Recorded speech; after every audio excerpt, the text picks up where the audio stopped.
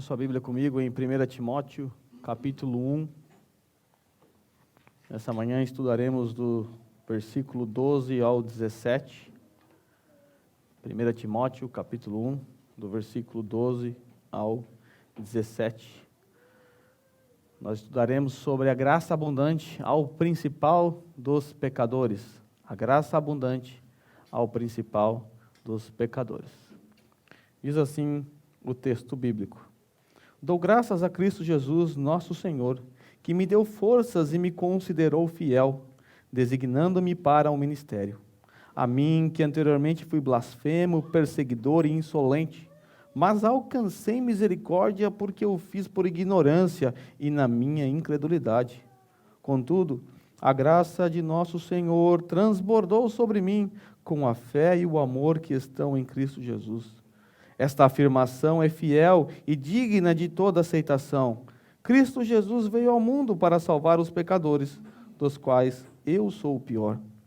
Mas por isso mesmo alcancei misericórdia, para que em mim, o pior dos pecadores, Cristo Jesus demonstrasse toda a grandeza da sua paciência, usando-me como exemplo para aqueles que nele haveriam de crer para a vida eterna. Ao Rei eterno, o Deus único, imortal e invisível, sejam honra, glória para todo sempre. Amém. Curve mais uma vez a sua cabeça. Senhor, estamos diante da Tua palavra. Nós cremos que a Tua palavra é viva e fala aos nossos corações. Mais uma vez, suplicamos ao Senhor, fale conosco nessa manhã. No nome santo de Jesus. Amém. Nós temos visto como Paulo tem desenvolvido o seu argumento nesta carta. Nós sabemos que Paulo pede a seu filho na fé Timóteo para que permaneça em Éfeso, a fim de colocar certas coisas em ordem. Nós vimos que havia alguns problemas pontuais na igreja de Éfeso que precisavam ser tratados. Vimos também que naquela ocasião, Paulo não tinha condições de ir até aquela região por conta de uma viagem à região da Macedônia. E então Paulo designa seu filho Timóteo, seu filho na fé, para esta missão, para que ele adiantasse o processo até que Paulo tivesse condições de ir para essa região, ou para a região de Éfeso. Nós vimos que um dos objetivos dessa carta, que é o contexto ao qual nós estamos inseridos no momento, era silenciar os falsos mestres judaizantes. Como nós já vimos, os falsos mestres judaizantes, eles se infiltravam nas igrejas cristãs no primeiro século e eles disseminavam heresias. Os falsos mestres judaizantes, eles acreditavam que para você ser salvo, você tinha que obedecer à lei de Moisés. Eles exigiam dos seguidores a observação ou a prática de um ritual judaico, a circuncisão. E diziam eles que se você não for circuncidado, você não pode ser salvo. E esses falsos mestres judaizantes, apegados à lei, eles usavam a lei de maneira inapropriada, de maneira inadequada. E nos últimos 3 sermões nós vimos que Paulo, ele está tratando desse assunto, ele está mostrando para aquela igreja e também para os falsos mestres que eles utilizam a lei de forma equivocada. Os falsos mestres estavam usando a lei para adquirir justiça diante de Deus mediante a observação da mesma. E Paulo mostra que a lei não foi dada para isso. E no texto que nós estamos estudando, Paulo vai falar a respeito do seu testemunho pessoal, a respeito da sua vida. E vale lembrar que Paulo era um exemplo no judaísmo. E ele vai mostrar que mesmo o mais fiel judeu, o mais devoto, mesmo esse precisou da graça de Deus para a sua salvação. Paulo vai mostrar que ele também se enquadra naquela lista horrenda de pecados que ele citou dos versículos 9, 10 e 11. Paulo vai mostrar que ele mesmo, apesar de todo o seu judaísmo, ele mesmo era um transgressor da lei. Quando nós olhamos aquela lista, veja aí o versículo 10, a parte B, quando nós olhamos para essa lista, nós percebemos que Paulo conclui com uma cláusula inclusiva Paulo vinha dando aqui uma lista horrenda, começa lá no versículo 8. Sabemos que a lei é boa se alguém a usa de maneira adequada. Depois ele diz, também sabemos que ela não é feita para os justos, mas para os transgressores, insubordinados, para os ímpios e pecadores, para os profanos e irreverentes, para os que matam pai e mãe, para os homicidas, para os que praticam imoralidade sexual e os homossexuais, para os sequestradores, para os mentirosos e os que juram falsamente. Nós vimos que tudo isso aqui é uma quebra do decálogo. E aí, no finalzinho do versículo 10, na parte B, ele diz que a lei é dada para todo aquele que se opõe à sã doutrina. Mas que sã doutrina é essa? O versículo 11 responde: esta sã doutrina se vê no glorioso evangelho que me foi confiado, o evangelho do Deus bendito. Paulo vai mostrar que ele está dentro dessa lista. E olhando para esse versículo 10 aqui, versículo 10 e 11, nós descobrimos pela história de Paulo que ele era esse que se opunha às verdades do evangelho. Lembra que Paulo recebia cartas, autorizações para perseguir a igreja de Cristo. Ele perseguia o evangelho, a mensagem do evangelho, ele se opunha à sã doutrina. Dessa forma, Paulo está se colocando dentro dessa lista. A lei foi dada para essa lista de pecados horrendos, e aí ele termina com uma cláusula inclusiva, e para todo aquele que se opõe à sã doutrina. Paulo foi um opositor veemente à sã doutrina. Mas ele vai deixar isso muito claro para nós mais à frente. Ele vai mostrar que ele quebrou as 2 tábuas da lei. E por conta disso, ele é alguém que estava debaixo da maldição da lei. E que a lei não serviu para salvá-lo também. Paulo precisou da graça de Jesus Cristo sobre a vida dele. Vamos olhar para o versículo 12. No versículo 12, Paulo vai fazer algo que é comum em suas cartas. Paulo vai defender o seu apostolado. Paulo vai começar com uma nota de gratidão a Cristo, o Senhor dele. Ele vai dizer que esse Senhor o deu forças e o considerou fiel e o designou, ou o chamou, o comissionou para o ministério. O trecho que nós estamos estudando, nesse trecho, Paulo começa agradecendo e ele termina com uma doxologia, uma nota de louvor a Deus. Com isso, com essa nota de louvor, essa primeira sentença inicial no texto, dou graças a Cristo Jesus nosso Senhor, Paulo mostra que o seu apostolado, o seu chamado, a sua salvação é fruto da bondosa graça de Cristo. E assim, ele estabelece para todos nós cristãos um padrão de comportamento.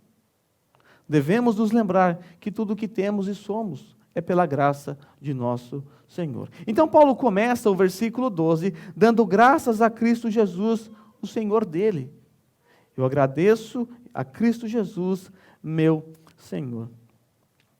E o texto continua, que me deu forças e me considerou fiel.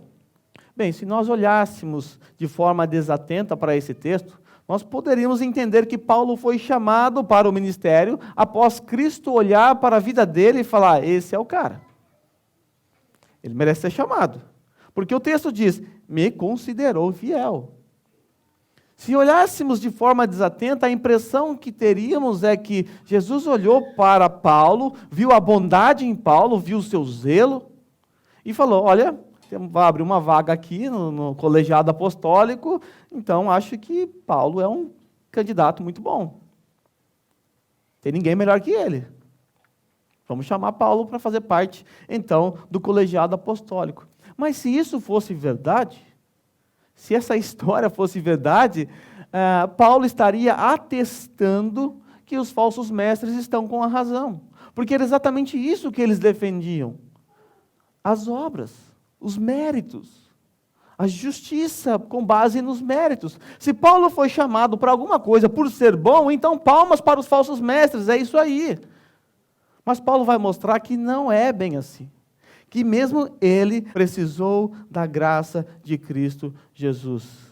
Então, de forma alguma, nesse texto, nesse trecho, Paulo está dizendo que ele, antes de ser chamado, ou que ele foi chamado porque ele era muito bom e fiel, antes ele quer mostrar que ele foi considerado fiel porque o próprio Deus o fortaleceu. Ele está jogando tudo isso na conta de Cristo Jesus. Ele está agradecendo a Deus porque a força e a fidelidade vieram do próprio Cristo Jesus. Ele era infiel. E aí a parte final do versículo 10, ele diz assim, versículo 12: designando-me para o ministério. Dou graças a Cristo Jesus nosso Senhor, que me deu forças e me considerou fiel, designando-me para o ministério. Agora o apóstolo Paulo, ele deixa bem claro que ele foi designado pelo próprio Senhor Jesus Cristo para ser apóstolo. Se você virar uma página aí da sua Bíblia, lá no capítulo 2, versículo 7, ele vai dizer isso: para isso foi designado pregador e apóstolo. Paulo foi designado para ser um pregador e apóstolo. Aqui nós encontramos uma das razões pela qual nós não temos apóstolos mais nos dias de hoje. Porque para alguém ser apóstolo, é preciso ter visto Cristo ressurreto e ter sido comissionado pelo próprio Cristo. E Paulo está mostrando: eu fui designado pelo próprio Cristo, eu fui comissionado, eu fui chamado. Eu não merecia, mas Ele me chamou. Apesar de eu ser o pior dos pecadores, Ele me chamou para esse ministério. Eu sou um verdadeiro apóstolo. Os falsos mestres sempre o atacavam dizendo que ele não era um legítimo apóstolo. Você vai ver isso, por exemplo, em Gálatas, Coríntios, Filipenses, em outras cartas. Mas por que Paulo vive se defendendo? Será que é apego ao título, orgulho? Certamente que não. Em outra ocasião, Paulo diz que ele é o menor dos apóstolos. E não é raro ver Paulo se identificando não como um apóstolo, mas como um servo, um escravo do Senhor. O que está em jogo aqui não é o orgulho de Paulo em se defender, mas a necessidade de defender o seu apostolado. Por que era necessário defender o apostolado? Porque os falsos mestres sabiam que se a autoridade apostólica de Paulo fosse minada, então todo o seu ensinamento poderia ser questionado, poderia ser desmoralizado. Nós sabemos que Deus concedeu apóstolos e profetas à igreja para lançarem os fundamentos da fé cristã. Para isso que servem os apóstolos. Eles foram dados para lançar os alicerces, os fundamentos da fé cristã. Efésios 2:20 nos diz que a igreja composta por eleitos de todos os povos foi edificada sobre o fundamento dos apóstolos e dos profetas. Aqui no Japão, quando você vai construir uma casa, você contrata alguém para erguer a parede, alguém para fazer alicerce, alguém para passar a parte elétrica. No Brasil não funciona esse exemplo, mas aqui funciona muito bem. Quando você contrata alguém para lançar os fundamentos, os alicerces da casa, ele vai, essa empresa, ela cumpre o seu papel, ela estabelece o alicerce e depois ela vai embora. Você não precisa mais dessa empresa. Agora, outra empresa vem e começa a erguer os muros, as paredes. Os apóstolos são esses lançadores de alicerces. Esses alicerces são os pilares pela qual a igreja seria edificada, e depois vieram os pastores, os presbíteros, e eles edificam sobre esse alicerce dos apóstolos. Uma vez que os alicerces foram lançados, você não precisa mais dessa empresa para lançar alicerce novamente, não se lança alicerces duas vezes. Então, por essa razão também, não temos mais apóstolos nos dias de hoje. Porque se entendêssemos que há apóstolos nos dias de hoje, isso necessariamente significaria que o cânon ainda está em aberto e a Escritura pode ser atualizada. O cânon foi encerrado com a morte do último apóstolo. Essa era a função dos apóstolos, lançar os alicerces, o fundamento. Se Paulo não é um genuíno apóstolo, então temos problema com os seus ensinamentos. Podemos rejeitá-lo. Por isso, Paulo sempre se defende. Ele sempre defende o seu apostolado, porque o que estava em jogo não era quem ele é, não era se orgulhar, mas o que estava em jogo eram as verdades ensinadas por Paulo. Paulo várias vezes diz que Deus deu aos apóstolos aqueles mistérios, aquelas verdades que outrora estavam ocultas. a saber, o Evangelho. O Evangelho estava sendo descortinado através dos apóstolos e profetas no Novo Testamento. Então, se Paulo não é um apóstolo, toda a sua mensagem pode ser comprometida. Por isso, Paulo começa no versículo 12, dando graças a Cristo Jesus, o seu Senhor, que o considerou fiel, o fortaleceu e o chamou para esse ministério. Aí quando nós entramos no versículo 13, Paulo começa a falar do seu passado. Paulo começa a falar da sua vida.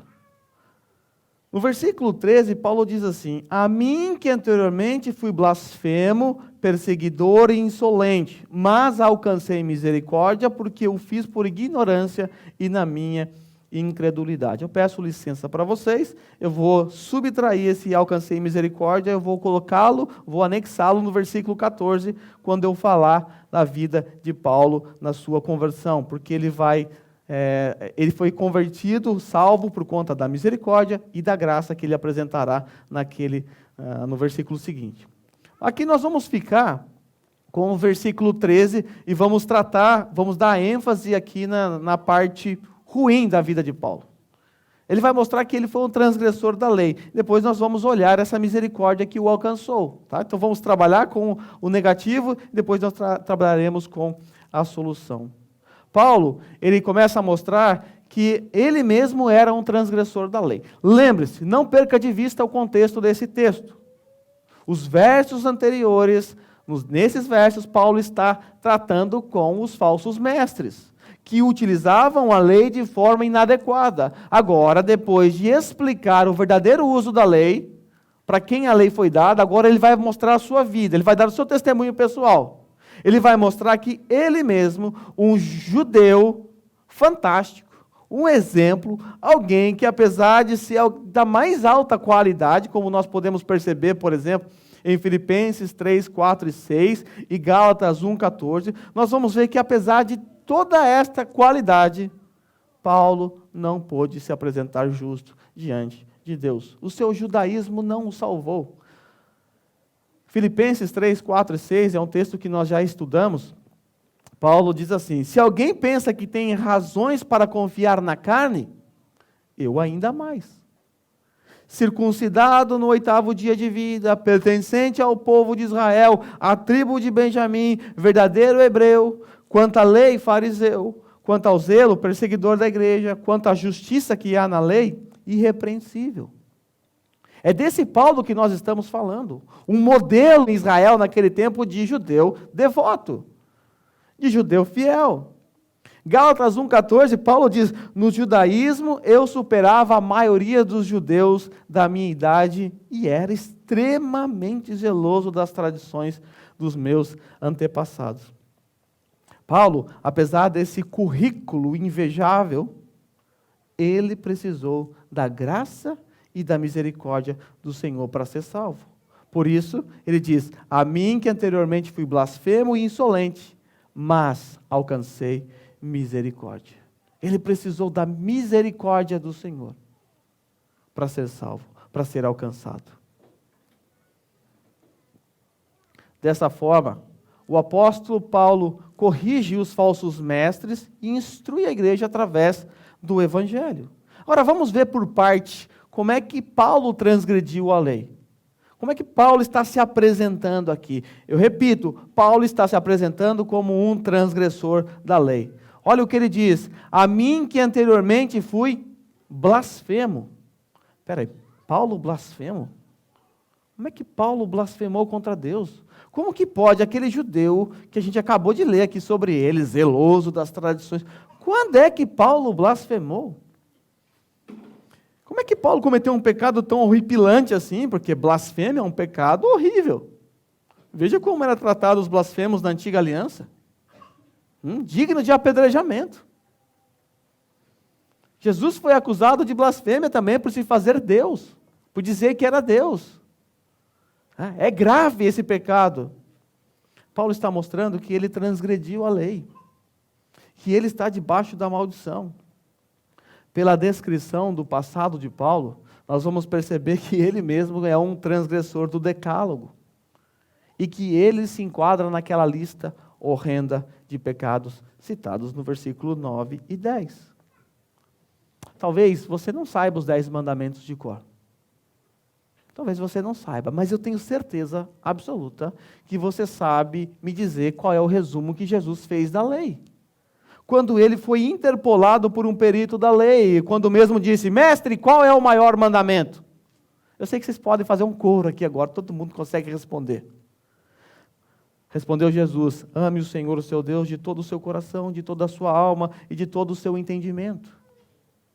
Este é o primeiro e maior mandamento, e o segundo é semelhante a ele: ame o seu próximo como a si mesmo. Desses 2 mandamentos depende toda a lei e os profetas.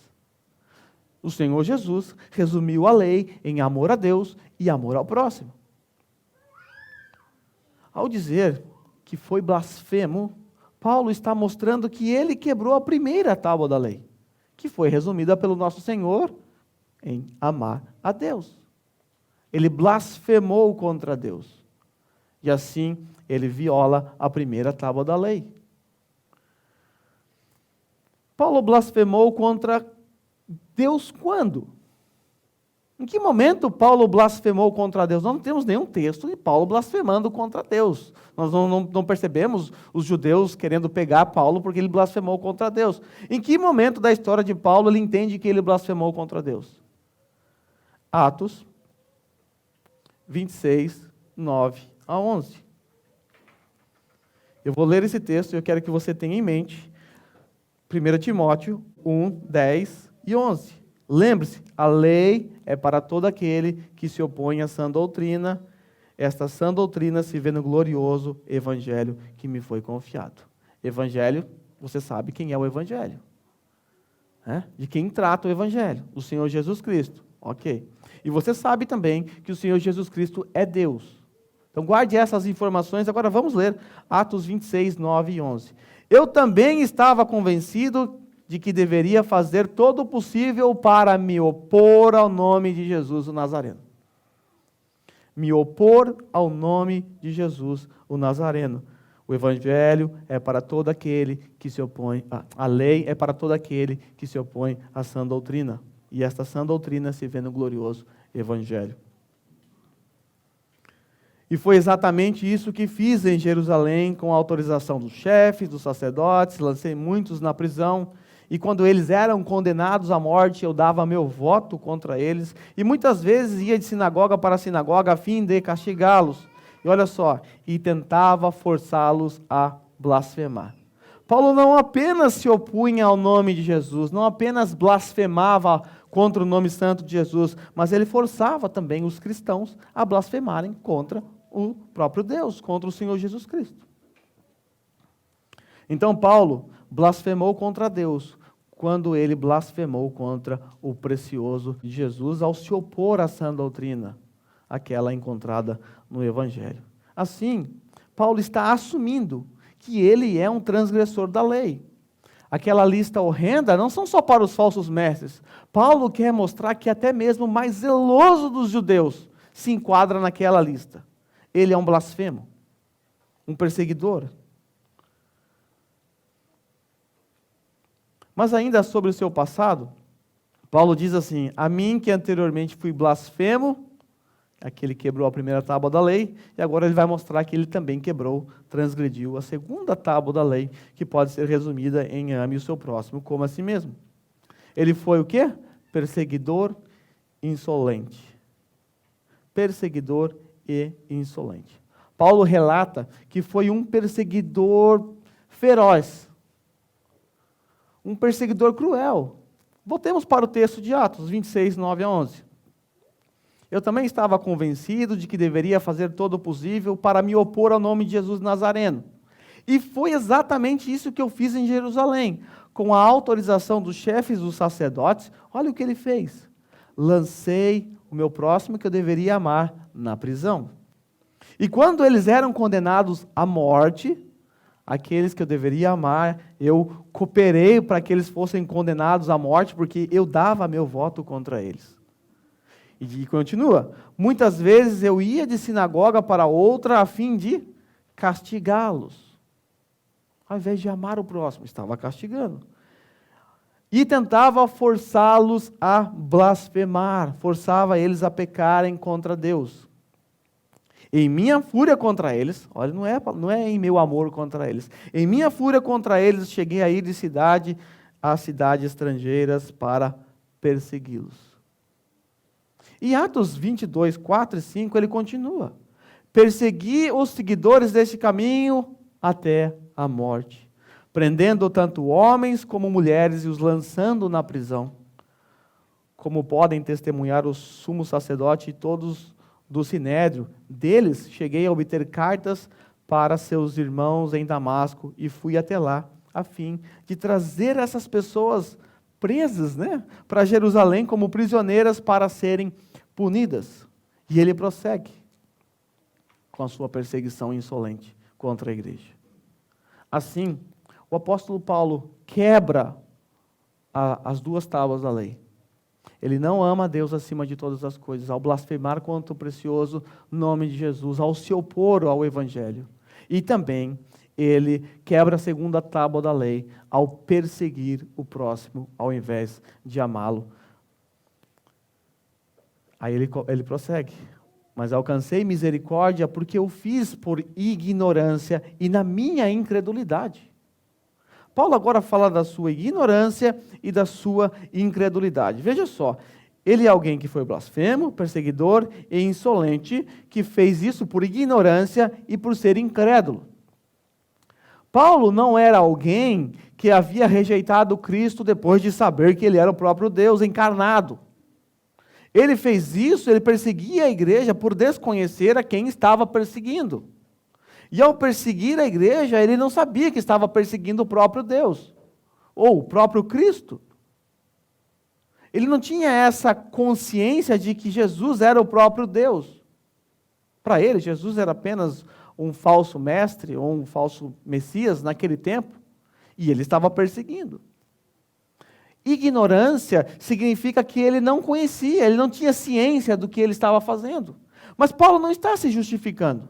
A ideia de Paulo não é justificar o seu pecado, dizer, olha, não é tão pecado o que eu fiz, porque eu fiz na ignorância. Essa não é a ideia de Paulo. Paulo apenas quer atestar a sua ignorância quanto ao Evangelho. Como ele disse, foi na sua incredulidade. Ele era ignorante quanto às verdades do Evangelho por conta da sua incredulidade. E dessa forma, todos nós podemos dizer a mesma coisa. Nós fomos ignorantes quanto às verdades do Evangelho por conta da nossa incredulidade. Quando éramos incrédulos, não podíamos entender e compreender as verdades do Evangelho. Então, éramos ignorantes quanto a essas verdades. Nós ignorávamos essas verdades. Então, Paulo não pretende justificar os seus pecados ao dizer que ele era ignorante quanto a isso. Mas Paulo quer mostrar que por conta da sua incredulidade, ele ignorava o Evangelho, ele era ignorante, ele não tinha conhecimento a respeito das verdades do Evangelho, e nós todos se enquadramos nessa história de Paulo também. Nós acabamos de ver que Paulo foi um blasfemo, um perseguidor insolente, e que agiu por ignorância e incredulidade. Agora, no versículo 14, nós encontramos a solução de Deus para este terrível pecador. Qual é a solução de Deus para alguém que não ama a Deus acima de todas as coisas e o próximo como a si mesmo? Qual é a solução para alguém que transgride a lei de Deus? Nós encontramos a solução no versículo 14. Contudo, a graça de nosso Senhor transbordou sobre mim com fé e o amor que estão em Cristo Jesus. Contudo, a graça do nosso Senhor transbordou sobre mim com fé e amor que estão em Jesus Cristo. E aqui eu utilizo a palavra encontrada no versículo 13, a palavra misericórdia, e somo ela com graça. Porque a solução para o pior dos pecadores se encontra na graça do Senhor e na misericórdia do Senhor derramado por Ele. A solução para Paulo, o pior pecador do mundo, não se encontrava na lei. Se encontrava no glorioso Evangelho do Deus misericordioso que salva pecadores pela graça. Encontramos nesses versos, versículo 13 e versículo 14, duas palavrinhas base, fundamentais para o cristianismo. E se você remover uma delas, simplesmente o cristianismo deixa de fazer sentido. A palavra graça e misericórdia. Paulo entende que tudo o que ele recebeu, a saber, a salvação, o seu apostolado, é fruto da graça de Jesus Cristo. E nós sabemos que graça significa receber um favor não merecido. Paulo não merecia ser um apóstolo, Paulo não merecia ser salvo, assim como eu e vocês. Nós não merecíamos. Mas Deus nos concedeu gratuitamente algo que nós não merecíamos. Isso nós chamamos de graça. Por outro lado, Paulo era um transgressor da lei. E nós sabemos o que acontece com os transgressores da lei. Os que transgridem a lei estão debaixo da maldição da lei. E o que merece quem está debaixo da maldição da lei? Condenação eterna. Era isso que Paulo merecia. Era isso que eu e vocês merecíamos. E Deus não nos deu. Deus agiu misericordiosamente para conosco. E misericórdia significa exatamente isso. Deus não nos dá aquilo que merecemos. O que é que nós merecíamos? Inferno. Estávamos debaixo da maldição da lei. Então a graça e a misericórdia são duas palavrinhas essenciais para o Evangelho. Somos salvos pela graça de um Deus que nos concedeu, nos deu a salvação sem merecermos. E além de nos dar a salvação, Ele nos livrou do inferno, que era o que nós merecíamos. O versículo 14 diz: contudo, a graça do nosso Senhor transbordou sobre mim. Graça abundante, graça transbordante. Abundou sobre Paulo. O que essa graça fez em Paulo quando ela transbordou nele? Transbordou com fé e o amor que estão em Cristo Jesus.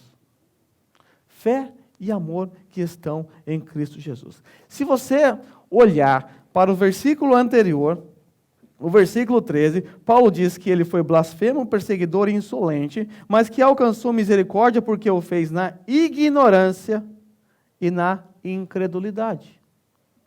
Paulo era alguém incrédulo, os versículos anteriores, alguém que não cria e alguém que não amava o próximo, que perseguia o próximo. Olha o que o Evangelho fez com Paulo, transbordou sobre ele, por causa da graça, da misericórdia do Senhor, encheu o coração dele de fé, reverteu a condição de Paulo. Ele era incrédulo, agora ele é um credo, ele crê em Cristo, ele tem fé agora. E agora, aquele que perseguia a igreja, perseguia o próximo, agora ele é renovado com amor. E agora, esse próprio apóstolo Paulo, que era o perseguidor de Cristo, o perseguidor da igreja, perseguidor daqueles do caminho, passa a ser agora perseguido. E agora, por amor aos crentes, por amor a Deus, Paulo está disposto a entregar a sua própria vida. Olha o que Deus fez na vida de Paulo. Aquele incrédulo e aquele insolente, aquele perseguidor, reverteu a sua incredulidade, derramando sobre o seu coração a fé e o amor. E agora ele ama o povo a qual ele perseguia. Então agora ele não é mais aquele blasfemo contra Deus, agora é aquele que ama a Deus, aquele que está disposto a entregar a sua própria vida por causa do Evangelho, que outrora ele perseguia. A prova de que fomos alcançados pela graça de Deus e que experimentamos a sua misericórdia pode ser percebida pelo amor que nós demonstramos pelo corpo de Cristo. Paulo demonstrou o seu amor pelo corpo de Cristo. Todos saberão que vocês são meus discípulos se vocês amarem uns aos outros. É uma evidência. Paulo deixa isso muito claro. Ele odiava o povo de Deus. Ele odiava o povo do caminho. E agora ele ama. Ele escreve cartas. Ele está na prisão. E mesmo assim ele está preocupado com o povo da aliança. Esse é um bom exemplo para nós. Essa é uma prova de que alguém é alcançado pela graça do Senhor, pela misericórdia. Pode ser percebido pela maneira como você trata o corpo de Cristo.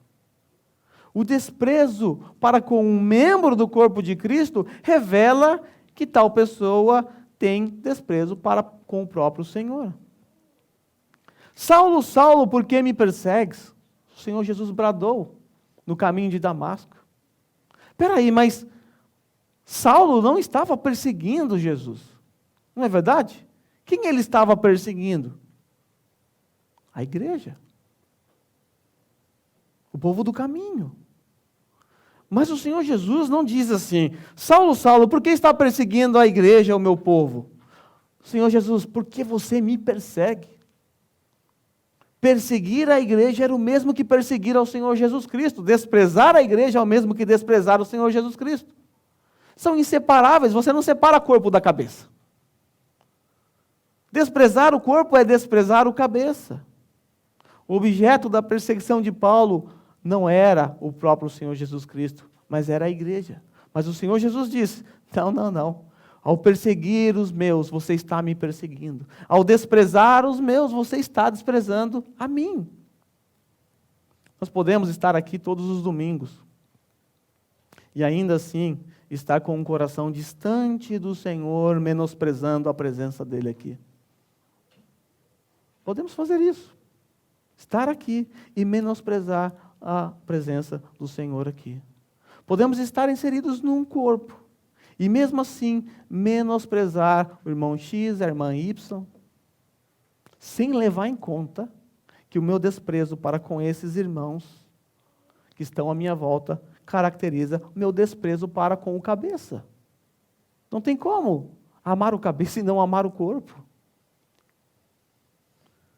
Que o Senhor Jesus transborde ainda mais no nosso coração essa fé, esse amor para com Deus, nos dando capacidade para cumprir a primeira tábua da lei, amando a Deus, e também a segunda, amando o próximo como a nós mesmos. Nós acabamos de ver o passado de Paulo.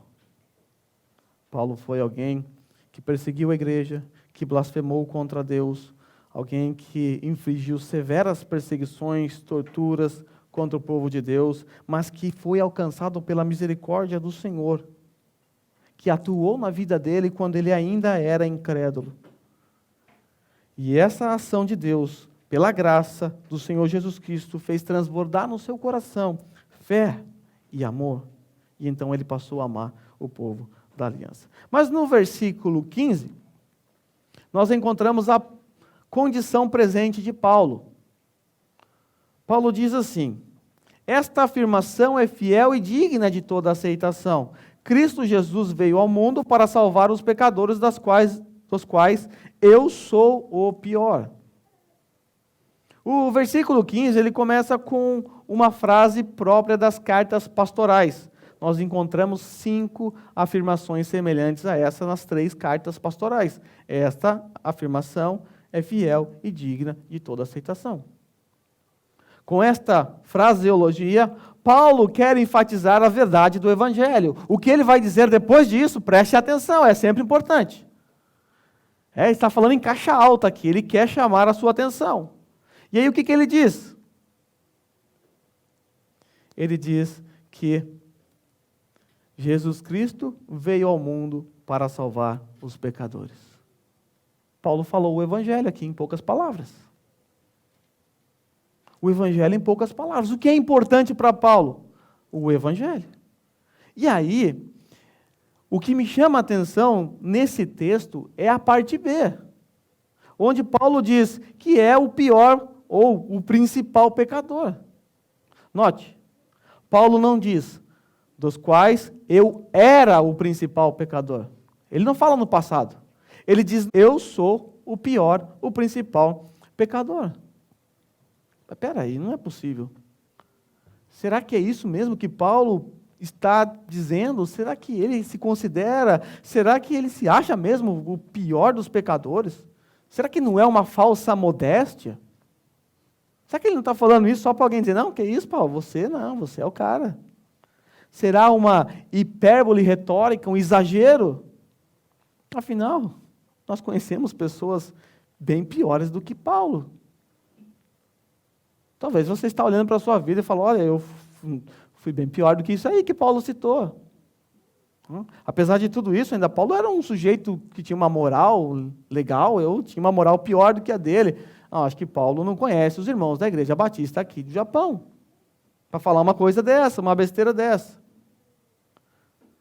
Afinal, tenho certeza que você conhece pessoas piores do que Paulo. Mas esse é o ponto. Paulo não se compara a outros piores. Por que Paulo se acha o pior pecador? É porque ele não se compara a outros piores. E é isso que a gente faz. A gente se compara a outros piores. Né? A nossa tendência é olhar para aquele irmão mais capenga, na fé, aquele que não dá um bom testemunho, aquele que não está nem aí para nada, não leva uma vida cristã decente, e a gente olha e fala, não estou tão ruim assim, né? Tem gente pior do que eu. Paulo não faz isso. Paulo sobe na balança, aquelas balanças antigas, sabe, que você tem que colocar o peso e o produto. Paulo sobe desse lado da balança, ele coloca a lei de Deus do outro lado. Essa é a diferença. Ao colocar a lei de Deus, adivinha o que acontece com a balança? Paulo nem miligrama, nem fede nem cheira.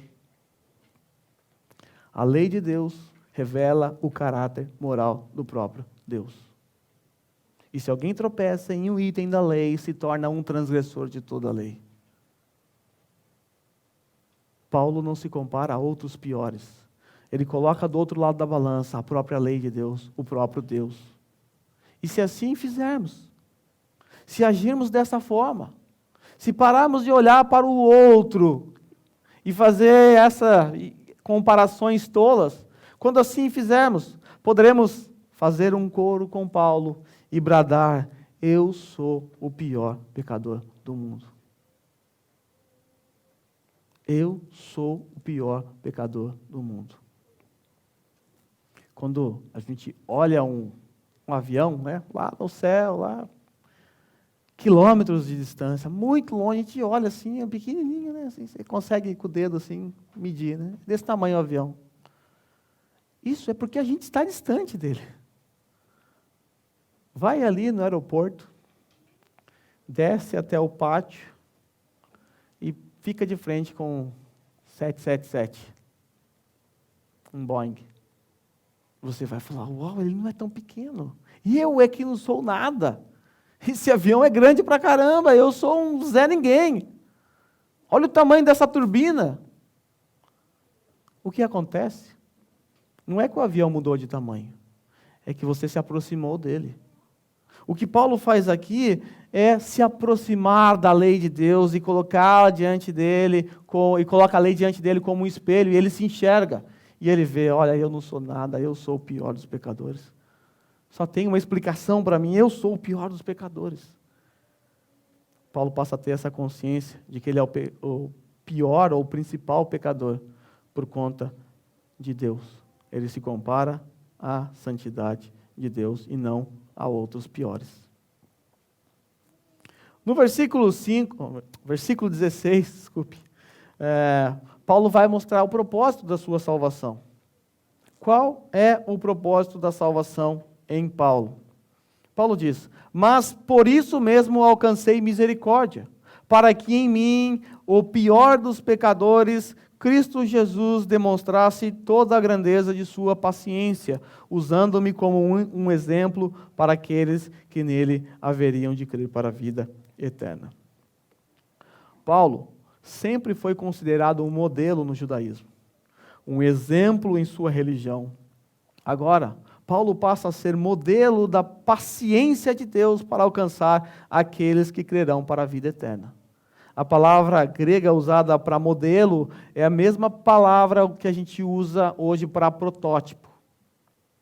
Paulo, ele era um modelo de judeu zeloso, e agora ele passa a ser um exemplo da paciência de Deus para com ele. Lembra? Ele disse: eu alcancei misericórdia. Deus foi paciente, a misericórdia de Deus revela a sua paciência. Deus não tratou Paulo como ele merecia, por ser um transgressor da lei, um blasfemo, insolente, por perseguir o próprio Cristo, que você acha que Paulo merecia. E ele não recebe. Ele é um exemplo da paciência de Deus para com ele. Dessa forma, eu e você, ou eu e vocês, somos um exemplo da paciência de Deus. Somos um exemplo da paciência de Deus. Se Deus removesse de nós a sua misericórdia, olha, não estaríamos aqui. Receberíamos o nosso salário, receberíamos aquilo que nós merecemos. Embora a conversão de Paulo tenha tido muitas características excepcionais, como, por exemplo, a luz do céu, aquela voz audível, a língua hebraica, aquela queda no chão, a sua cegueira temporária. Apesar de tudo isso, sua conversão pode ser considerada também um protótipo de todas as conversões subsequentes, pois foi uma demonstração da infinita paciência de Deus, assim como a minha história e a sua história de conversão. E também continua sendo uma permanente fonte de esperança para os casos de outros que de modo nenhum creriam no Senhor se não fosse a sua bondade, a sua misericórdia. É como se Paulo estivesse dizendo nesse texto: ei, não se desesperem. Cristo Jesus teve misericórdia até de mim, o pior dos pecadores, Ele também pode ter misericórdia de todos vocês. E para concluir, antes de entrar no versículo 17, algumas perguntas para a nossa reflexão. Nós temos sido um exemplo para aqueles que estão à nossa volta? Paulo era um protótipo, um modelo para aqueles que haveriam de crer em Cristo Jesus. Será que nós temos sido um exemplo para aqueles que estão à nossa volta? Tais pessoas são impactadas pela nossa vida, a nossa história de conversão, o nosso testemunho. As pessoas que nos cercam conseguem enxergar o Senhor Jesus Cristo através das nossas atitudes, nosso amor para com o próximo, nosso zelo para com a santidade de Deus. Será que somos nós o evangelho ambulante? Ou seja, um porta-voz da notícia que realmente importa. E a notícia que realmente importa não é que o Trump perdeu. A notícia que realmente importa para nós é a boa notícia, o evangelho. Somos porta-voz dessa boa notícia. E para concluir, versículo 17. Ao Rei eterno, o Deus único, imortal e invisível, sejam honra e glória para todo sempre. Amém. Paulo conclui esse trecho após olhar para a sua vida e relembrar quem ele era, relembrar o que ele fez contra o próprio Deus, como ele transgrediu a lei de Deus, como ele odiou o povo de Deus. E ao lembrar que a graça e a misericórdia do Senhor haviam o alcançado, Paulo se dobra aqui diante de Deus com uma doxologia ou com uma nota de louvor. Paulo faz isso em várias cartas. A gente viu isso em Filipenses, em Romanos, ele faz isso, depois de entrar naquelas doutrinas profundas da eleição. Paulo então se dobra diante do Deus, o Rei eterno, o Deus único, imortal e invisível. E aí ele diz: a Ele seja a honra e a glória. A Ele. Os judaizantes propunham um sistema de religião em que eles acreditavam que tinham mérito diante de Deus por conta das suas obras. E assim eles tomavam a glória para si. O mérito da sua salvação está nas suas obras. Agora Paulo diz: não, a honra e a glória é dada ao Rei eterno, o Deus único, imortal e invisível. Para Ele, para todo sempre, seja a honra e a glória. Amém. Paulo se dobra diante dessas verdades do Evangelho e ele glorifica a Deus, rendendo a Ele toda a honra e toda a glória. E cabe a nós também, piores dos pecadores, miseráveis, que fomos regenerados pelo Senhor, render a Ele toda a honra e toda a glória. É isso que os verdadeiros discípulos fazem. Rendem honras e glórias ao seu Senhor, ao seu Deus. Aquele que nos salvou pela graça e pela sua misericórdia, não nos deu aquilo que nós merecíamos. Que sejamos um exemplo vivo do Evangelho onde quer que andemos. Na fábrica, na escola, no trabalho. Que sejamos esse protótipo do Evangelho. Que as pessoas percebam algo diferente em nós. Que as pessoas percebam o perfume do Evangelho em nós. Que o Senhor Jesus Cristo nos ajude. Curve sua cabeça.